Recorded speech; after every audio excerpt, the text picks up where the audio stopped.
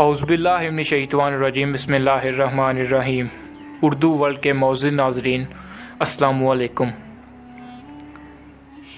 नाज़रीन, यहूदी हमेशा ही से इस्लाम के दुश्मन रहे हैं और मुसलमानों की जड़ें काट रहे हैं। इस्लाम एक अमन का मज़हब है, लेकिन यहूदी इस बात पर तुले हुए हैं कि किसी न किसी तरीके इस्लाम को फैलने से रोकें। इसलिए ये यहूदी मुसलमानों को इस्लाम से दूर करने में लगे हुए हैं। नाज़रीन, हमारे प्यारे नबी सल्लल्लाहु अलैहि वसल्लम ने 1400 साल पहले फरमाया था कि क़यामत से पहले एक बहुत बड़ी जंग होगी जिसमें 100 में से सिर्फ़ एक आदमी बचेगा। ये हदीस हमें पबजी गेम की शक्ल में पूरी होती हुई नज़र आ रही है।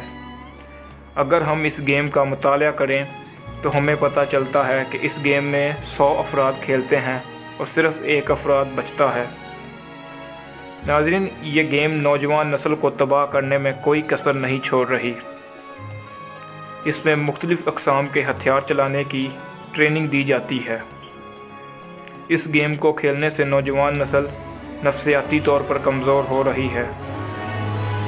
यहूदी वीडियो गेम को हमेशा से ही एक हथियार के तौर पर इस्तेमाल करते आ रहे हैं।